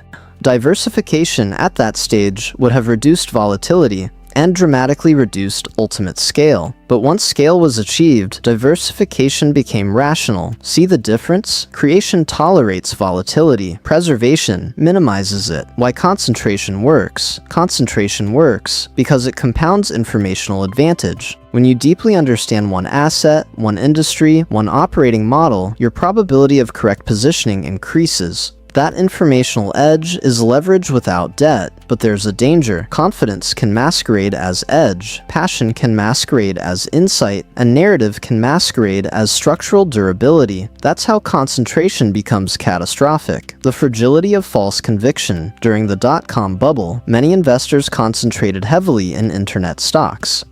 They believed they had informational advantage. Some did, many didn't. When valuations collapsed, concentration amplified losses. Same during the housing bubble prior to 2008. Households concentrated net worth into real estate because housing always goes up. That belief was shattered when systemic fragility was exposed after the failure of Lehman Brothers. Concentration didn't cause the crisis, but it magnified personal destruction. Concentration without margin for error is lethal. The mathematics of concentration. Let's simplify this structurally. If you hold 20 equal positions and one collapses completely, you lose 5% recoverable. If you hold one position and it collapses, you lose 100% terminal. But invert the scenario. If one position multiplies 10 times and it represents 80% of your capital, your net worth explodes. If it represents 5%, the impact is modest. Concentration increases dispersion of outcomes. Dispersion is the raw material of extreme wealth, but it's also the raw material of ruin. So the question becomes, how do you harness dispersion without self-destruction? Strategic concentration versus emotional concentration. Strategic concentration is built on deep domain expertise, supported by liquidity reserves, paired with low personal burn rate. Stress-tested for downside scenarios, reviewed objectively. Emotional concentration is driven by excitement, reinforced by echo chambers, justified by short-term gains. Resistant to contradictory data, the difference is invisible during bull markets. It becomes obvious during drawdowns. Concentration and time horizon concentration is most powerful when paired with long time horizons, because volatility shakes out weak conviction. If your thesis requires 10 years, but you operate on a 6-month emotional clock, concentration will break you. Time horizon must exceed volatility cycles. Otherwise, you'll sell during maximum pain, and maximum pain often precedes maximum opportunity. Career concentration. This principle isn't limited to investing. Career concentration can produce exponential growth. Developing rare expertise in one high-value domain creates compounding advantage. General competence earns linear income. Specialized excellence earns nonlinear income. But here again, fragility exists. If you concentrate career capital into a declining industry without adaptability, risk rises. So concentration must include adaptive awareness. The barbell model, one powerful structure, is the barbell strategy. Core assets, diversified, stable, defensive. Edge allocation, concentrated, high upside, asymmetric. This reduces existential risk while preserving nonlinear opportunity. Many institutional investors apply this, so do sophisticated individuals. The barbell allows you to pursue dispersion while protecting survival, and survival is always priority one. The psychological cost of concentration. Here's something rarely discussed. Concentration increases emotional volatility. Even if you intellectually accept drawdowns, watching a large portion of your net worth fluctuate dramatically is psychologically taxing. If your nervous system cannot tolerate that amplitude, you will self-sabotage. And self-sabotage under concentration is devastating. So before concentrating capital, you must assess concentration tolerance, not theoretical tolerance, real tolerance. Have you experienced a 40% drawdown in a single asset you deeply believe in? Did you hold, or did you rationalize exit? The answer matters. The structural edge question. The most important question before concentrating is this: what structural advantage do I have that the market does not? Information, operational control, time horizon, liquidity strength, domain mastery. If the answer is none, concentration is gambling. If the answer is real and defensible, concentration can be transformative. But humility must remain intact. Markets are ruthless toward arrogance. We're just getting started. Because concentration interacts with leverage in complex ways, and when the two combine incorrectly, collapse accelerates. When they combine correctly, exponential wealth becomes possible. Now we enter the dangerous intersection. Concentration combined with leverage. Individually, each can be managed. Together, they become explosive. Because concentration increases variance, leverage increases magnitude. Variance times magnitude equals nonlinear outcome dispersion. That equation builds legends. It also builds bankruptcy courts. The conviction illusion. There's a phrase that gets thrown around in investing circles. High conviction bet. It sounds intelligent, disciplined, bold, but conviction is not evidence. Conviction is a feeling about evidence. That distinction is critical. During expansion cycles, conviction grows strongest at peaks. Why? Because price appreciation reinforces belief. Belief reinforces concentration. Concentration increases exposure. Exposure amplifies volatility. Then the cycle turns. Suddenly, conviction is tested, and here's the brutal reality. The market does not care how strongly you believe something. Price discovery is not influenced by emotional intensity. Survivorship bias and the myth of singular genius. People love stories of extreme concentration that worked. They study founders who held massive stakes. They study early investors who never sold. They cite icons like Warren Buffett and note his concentrated bets in specific companies over decades. But what rarely gets studied are the thousands of concentrated bets that failed. For every legendary concentrated success, there are countless silent collapses. Survivorship bias distorts perception. You see the winners, you don't see the invisible graveyard. And because the winners are visible, people overestimate probability of similar outcomes. That's cognitive distortion layered on financial exposure. Dangerous combination. When concentration and leverage collide, let's model it clearly. You concentrate 70% of your capital into a single asset. You then apply leverage to increase exposure by 30%. Now, your effective exposure exceeds your equity base. If the asset declines 40%, not uncommon in volatile sectors, your equity can be wiped out entirely, not reduced, eliminated. This has happened repeatedly in financial history, not because the asset was worthless long-term, but because volatility exceeded tolerance window. And leverage shortened survival runway. Runway determines survival. Survival determines eventual recovery. Remove runway, remove recovery. The Archegos lesson in 2021, a private investment firm called Archegos Capital Management used concentrated positions combined with leverage through total return swaps. When those concentrated positions moved against them, margin calls triggered rapid liquidation. Billions evaporated in days. The underlying companies did not all go to zero, but leverage plus concentration created forced selling, and forced selling under volatility is terminal. The lesson is not never concentrate. The lesson is never combine concentration and leverage without extreme margin. The ego problem. Concentration often feeds ego. When you're right, and right big, it reinforces identity. You start believing you see what others don't. That belief can become intoxicating, but markets are adaptive systems. Edges decay, information diffuses. What worked for 5 years can stop working abruptly. If ego prevents reassessment, concentration becomes a trap, flexibility disappears, and rigidity under volatility breaks structures. When to reduce concentration? This is subtle and counterintuitive. Sometimes you reduce concentration not because thesis is broken, but because position size has become structurally dangerous. Let's say one asset appreciates dramatically and now represents 80% of net worth. Even if conviction remains intact, risk concentration may exceed rational threshold. Reducing exposure slightly can preserve upside while lowering catastrophic probability. This is not betrayal of conviction.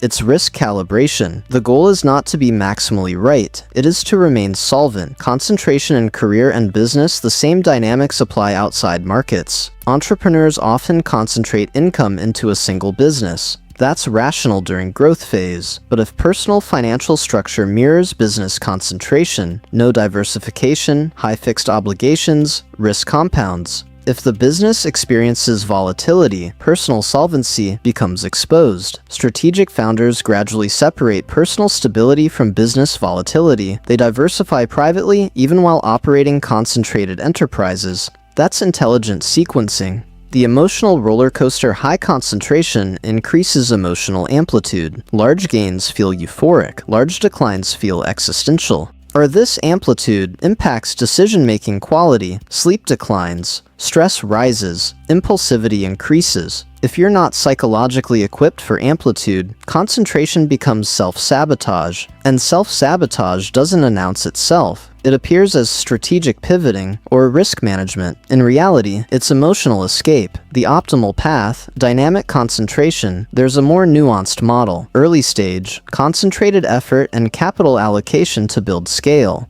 Mid-stage, partial diversification as wealth grows. Late stage, preservation-oriented diversification with selective concentrated asymmetry. Concentration is dynamic, not permanent. Extreme wealth creators often start concentrated. Extreme wealth preservers rarely remain so. Different game, different rules.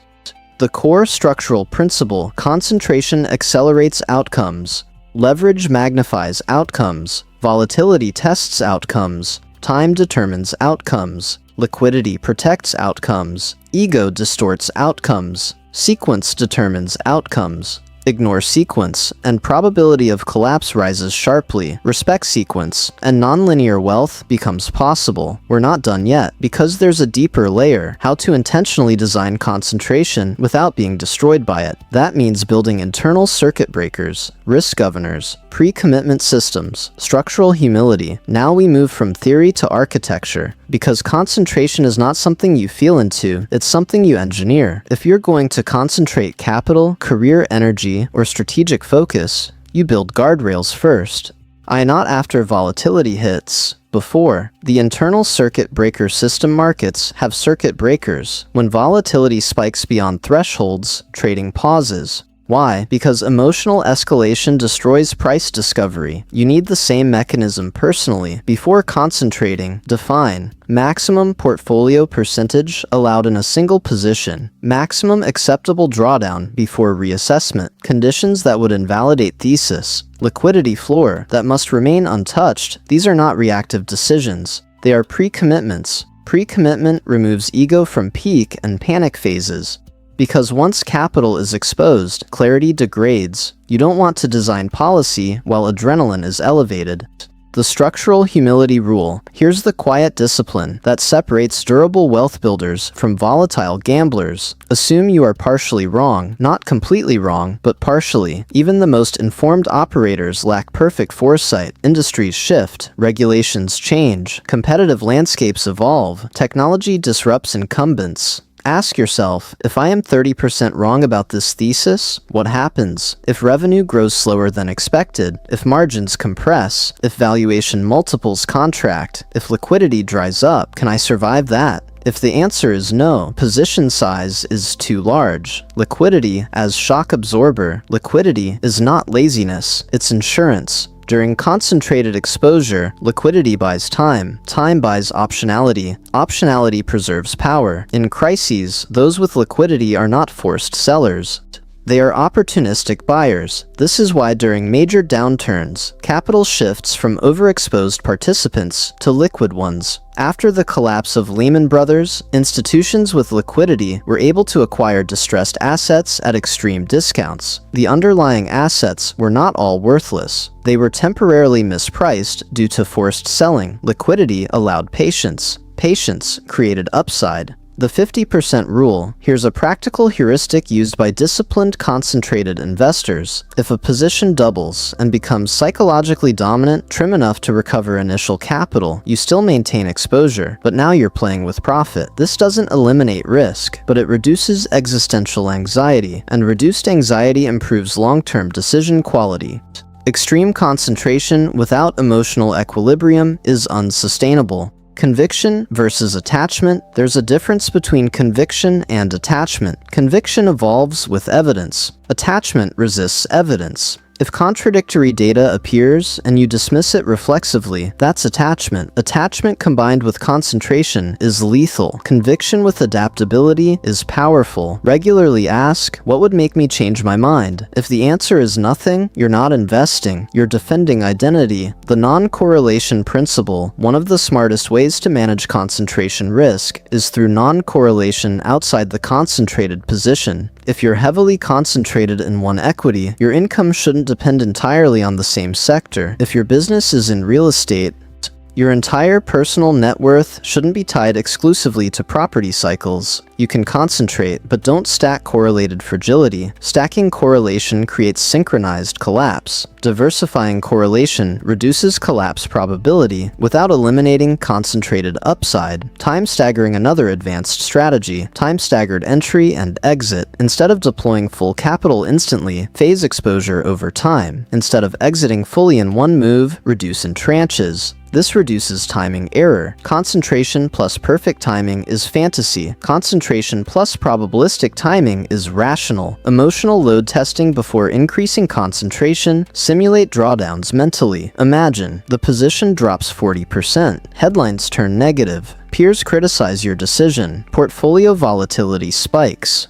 Are you calm, or do you feel urgency to do something? If you feel urgency, exposure is too high. The ability to do nothing is underrated. Concentration requires emotional stillness. When concentration pays off, let's be honest, when concentration works, it changes trajectory permanently. Massive wealth events often stem from a small number of extreme positions. Early investors in transformative companies saw nonlinear outcomes. Those who held concentrated positions in dominant enterprises during early scaling phases experienced exponential growth. But those cases had something in common: deep understanding, long-time horizon, volatility tolerance, often operational involvement or informational edge. It wasn't blind enthusiasm, it was structured exposure. The transition point. There comes a moment when concentration has done its job, when wealth reaches a threshold where protection matters more than acceleration. That transition is psychological as much as financial. Many fail here. They remain concentrated too long. They continue playing an aggressive creation game when preservation should begin. This is where fortunes quietly disappear. The discipline to reduce risk after winning is rarer than the discipline to take risk initially. The final integration. Let's connect everything. Volatility filters participants. Leverage amplifies structure. Concentration directs amplification. Time tests conviction. Liquidity preserves optionality. Humility protects survival. Sequence determines outcome. Extreme wealth is rarely an accident, but extreme loss isn't either.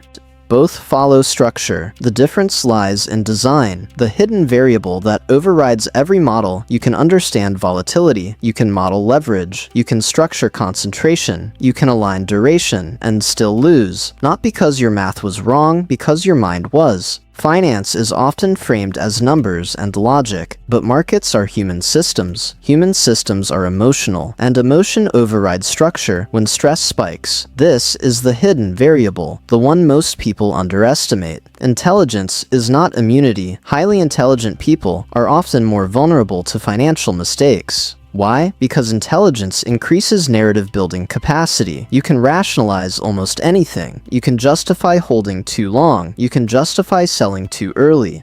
You can construct elegant explanations for impulsive decisions. Intelligence amplifies bias if self-awareness is weak, and bias under volatility becomes expensive. The euphoria-panic symmetry, markets move in cycles. Expansion creates optimism. Optimism becomes confidence. Confidence becomes overconfidence. Overconfidence becomes leverage, and concentration expansion. Then volatility returns, confidence collapses, fear escalates, panic spreads, positions unwind. The emotional amplitude mirrors the price amplitude. At the top, risk feels low. At the bottom, risk feels high. Objectively, the opposite is often true. But emotion distorts perception. Loss aversion, the silent saboteur. One of the most studied behavioral biases is loss aversion. Losses hurt roughly twice as much as equivalent gains feel good.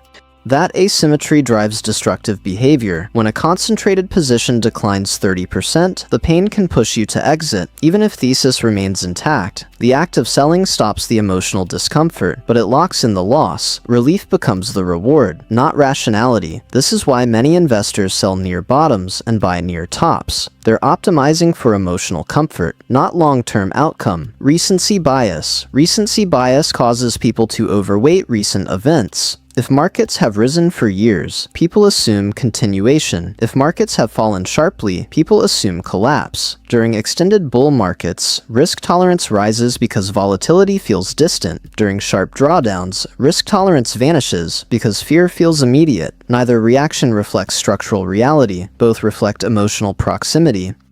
The control illusion. Another dangerous bias is illusion of control. When concentrated bets work, it feels like skill. When leverage amplifies returns, it feels like mastery. You start believing outcomes are fully attributable to your decisions. But markets are probabilistic systems. Luck and timing matter. When participants overestimate control, they increase exposure. When volatility returns, reality corrects perception, sometimes violently. Social amplification psychology doesn't operate in isolation. It operates in networks. Media cycles amplify emotion. Social platforms magnify narrative extremes. Peer groups reinforce confirmation bias. If everyone around you is bullish, skepticism feels irrational. If everyone around you is panicking, holding feels reckless. This is herd behavior. So humans evolved for tribal survival. Financial independence requires selective non-conformity. That tension is psychologically uncomfortable. The identity trap. This is subtle and powerful. People attach identity to positions.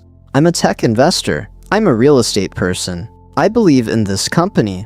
When identity fuses with exposure, changing position feels like self-betrayal. So even when evidence shifts, attachment persists. This is how concentration becomes emotional captivity. Your portfolio becomes a reflection of ego, and ego resists correction. Stress physiology and decision quality. Under stress, the body releases cortisol and adrenaline. These chemicals narrow focus. They increase urgency. They reduce long-term thinking capacity. In high volatility environments, on a constant monitoring increases physiological stress. Stress degrades executive function. Executive function governs rational decision-making. This is why during rapid market drops, rational strategy often collapses. The body overrides the plan, which is why pre-commitment systems matter, because during acute volatility, you are not operating at baseline cognition. Overconfidence after success. Here's the dangerous pattern. You survive a downturn. You make a concentrated bet. It works. Confidence increases.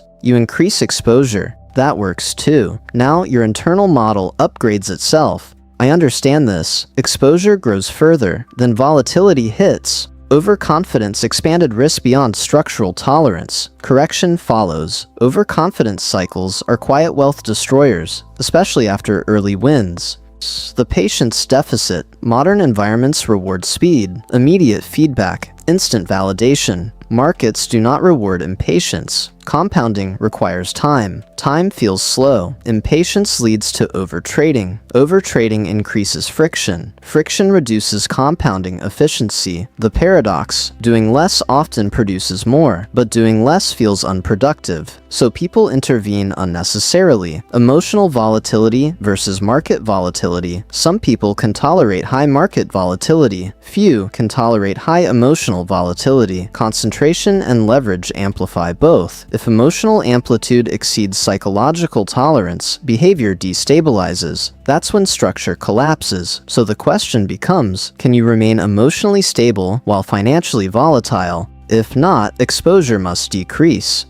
There is no shame in calibrating to emotional capacity. There is danger in pretending it doesn't matter. We're just beginning this behavioral layer. Because understanding bias is not enough. You must build systems that neutralize it. In the next part of Section 6, we'll examine behavioral countermeasures, decision frameworks under stress, cognitive reset strategies, long-term psychological conditioning. Understanding bias is interesting. Neutralizing bias is profitable. Most people stop at awareness. They can name loss aversion, they can describe herd behavior, they can explain overconfidence, and then they proceed to act exactly the same way under stress. Because insight without structure doesn't survive adrenaline. So now we move from diagnosis to defense. At pre-commitment architecture, the most powerful behavioral tool is pre-commitment. You decide in advance how you will behave when volatility spikes, not during, before. For example, rebalance only at predefined allocation thresholds.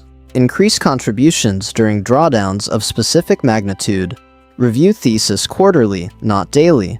Do not sell solely because of price movement. Write these down. When markets drop 30%, your brain will want relief. Your written plan becomes externalized rationality. It protects you from temporary emotional distortion. This is not rigidity, it's guardrailed flexibility. Decision delay protocol. When exposure is high and emotion spikes, immediate decisions are dangerous. Install a delay rule. No major portfolio change within 48 hours of extreme volatility. No leverage increase after rapid gains without structured review. No concentrated expansion without written downside modeling. Time reduces emotional intensity. Reduced intensity improves cognition. This small pause can prevent catastrophic mistakes. Information diet control. Constant exposure to market news increases anxiety. Anxiety increases impulsivity. Impulsivity increases turnover. Turnover reduces compounding efficiency. Most financial media is optimized for engagement, not clarity. It magnifies extremes. If your information inputs are dramatic, your emotional outputs will be too. Limit intake. Schedule review windows. Avoid doom scrolling during downturns. Silence protects stability. The volatility reframe. Instead of labeling volatility as danger, reframe it as repricing. Price movement is not identity movement. Your thesis does not change simply because price fluctuates. Ask, has intrinsic value changed, or has sentiment changed? If intrinsic value shifts, reassess. If sentiment shifts, evaluate opportunity. This reframing reduces panic because you shift from reactive mode to analytical mode. Position sizing as emotional regulation. Position sizing is psychological engineering. If a position is so large that it dominates your mental bandwidth, it is oversized, even if it's mathematically optimal. Optimal on paper, destabilizing in practice. True optimality balances return and emotional sustainability. Reduce size until you can think clearly again. Clarity is more valuable than theoretical upside. The anti-euphoria rule: just as panic causes mistakes, euphoria does too. After significant gains, pause.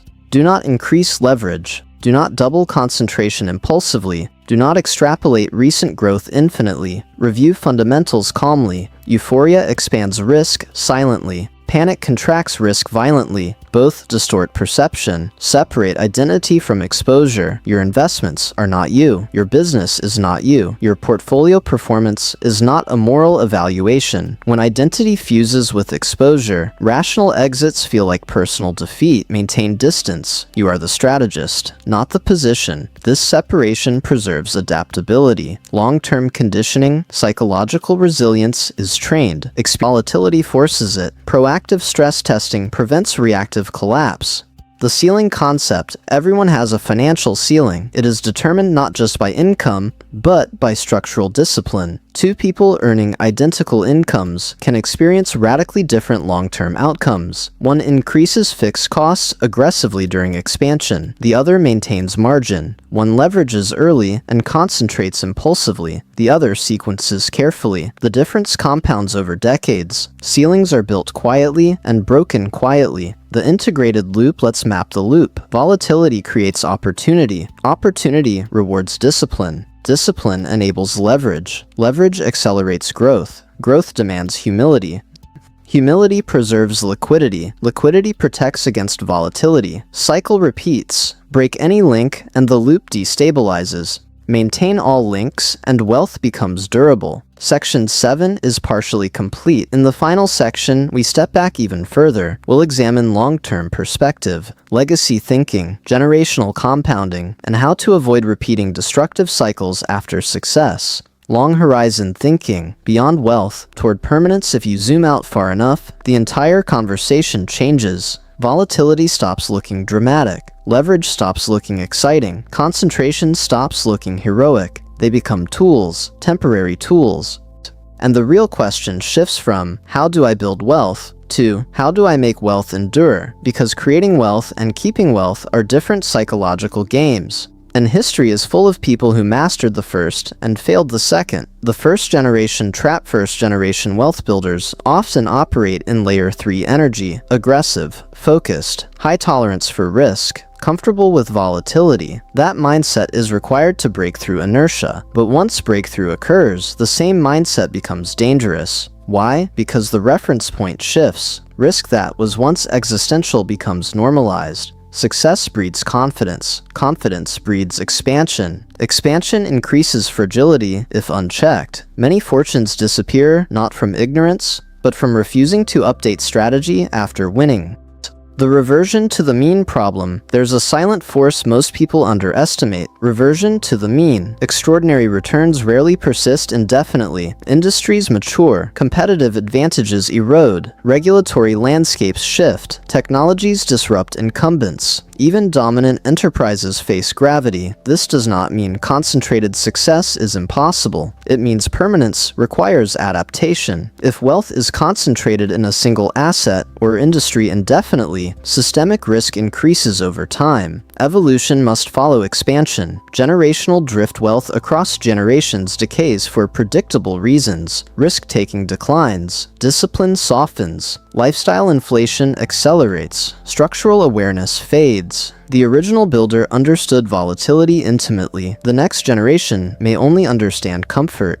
Without exposure to volatility cycles, psychological resilience weakens. When stress finally appears, reaction replaces strategy. Durability requires cultural transmission of principles, not just assets. Teach structure, teach humility, teach liquidity discipline, teach optionality. Money without mindset dissolves. The legacy question. At some point, compounding exceeds personal consumption needs. When that happens, wealth becomes responsibility. Now decisions affect others: family, employees, community, capital allocators. This is where risk calibration must mature. Extreme concentration that once felt thrilling now carries broader consequences. Leverage that once seemed efficient now has ripple effects. Long horizon thinking asks, does this decision increase stability for those who depend on this capital?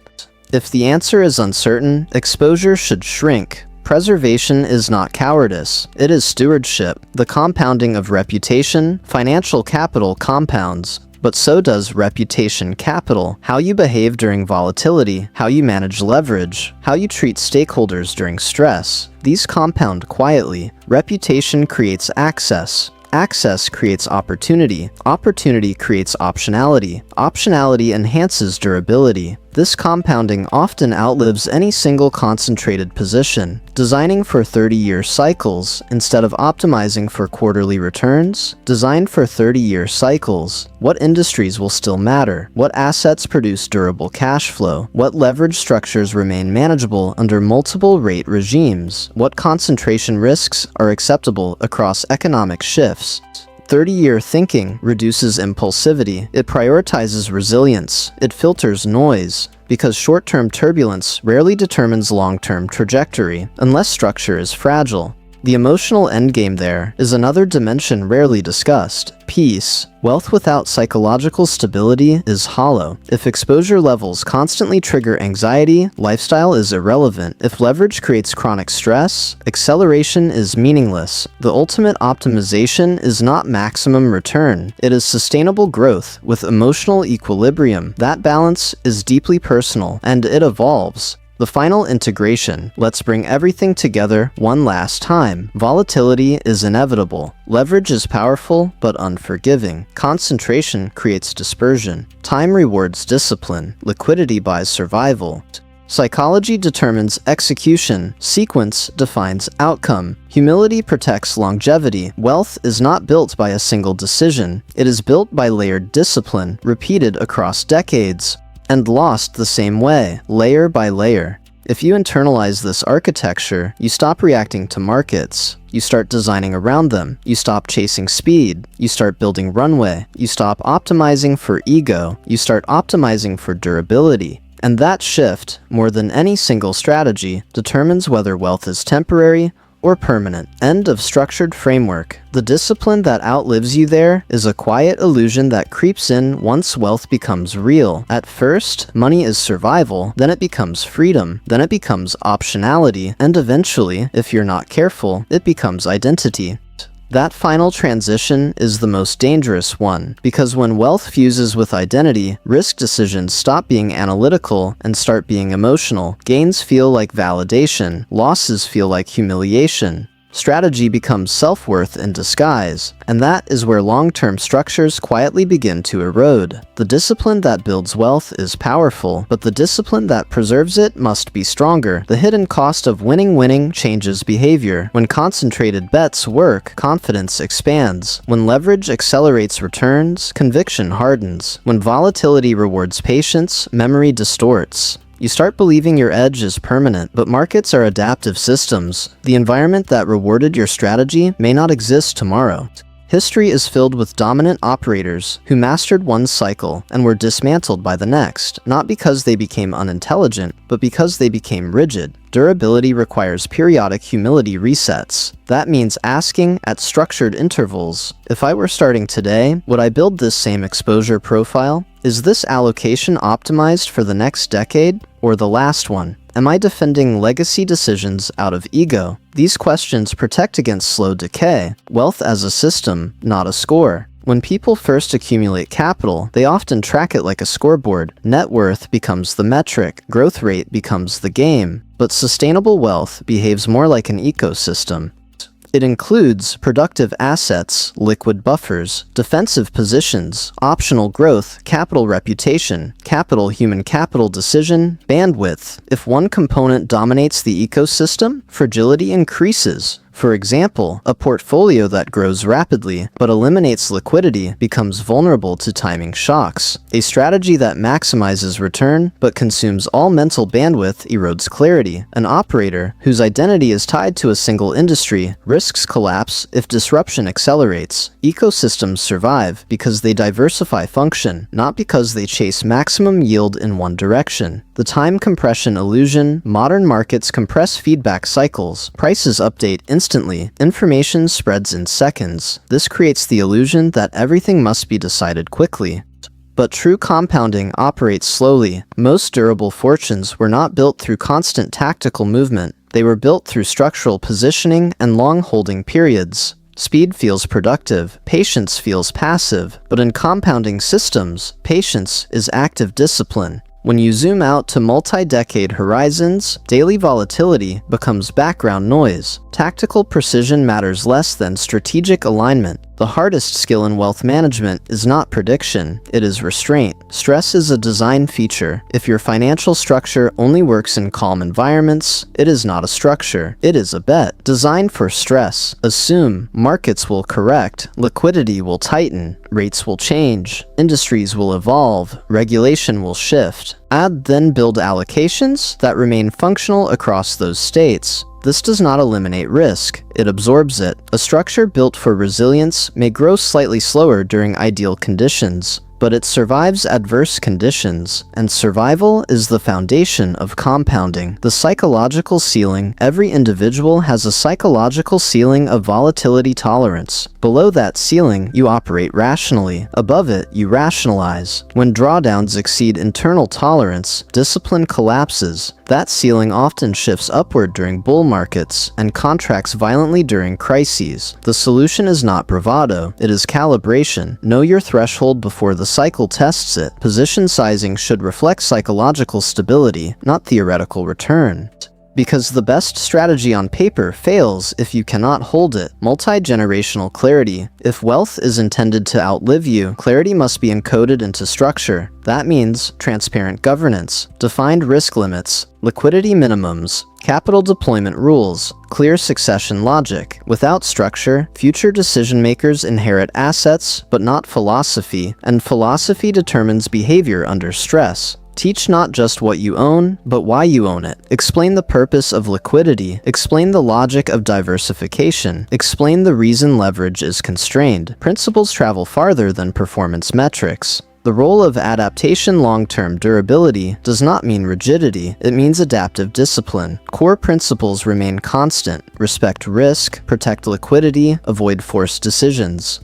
Prioritize optionality, but implementation evolves. Technology changes asset classes. Demographics reshape demand. Global shifts redefine growth centers. Staying adaptable without abandoning core risk architecture is the balance. If structure is too static, it becomes obsolete. If it is too reactive, it becomes chaotic. Durability sits in between. When enough is enough, one of the most sophisticated decisions in wealth management is defining enough. Without that definition, growth becomes endless pursuit, and endless pursuit increases exposure indefinitely. At some point, incremental wealth does not materially change lifestyle or security, but incremental risk can still destroy both. Clarity around sufficiency enables recalibration. It allows you to shift from acceleration to preservation when appropriate. It allows you to reduce concentration once independence is achieved. It allows you to prioritize stability over expansion.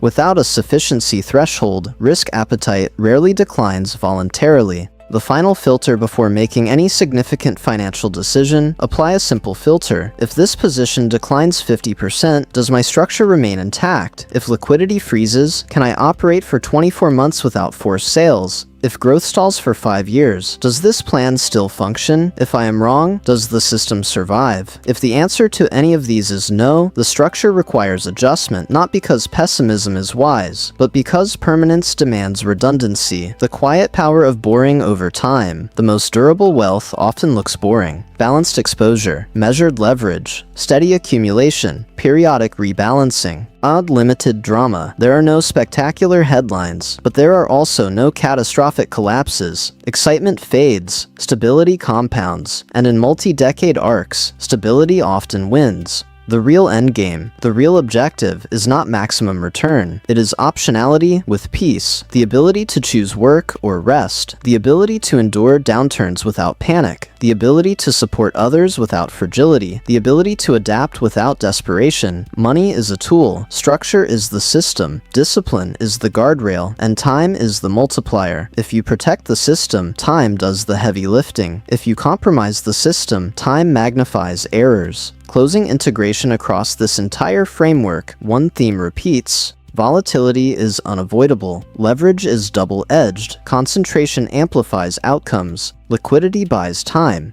Psychology drives execution. Time rewards survival. Wealth that lasts is rarely accidental. It is engineered, layer by layer, decision by decision, cycle by cycle. And when the architecture is strong enough, something subtle happens. You stop trying to win every year. You focus on never being eliminated, because in compounding systems, survival is dominance, and the discipline that ensures survival is the discipline that outlives you.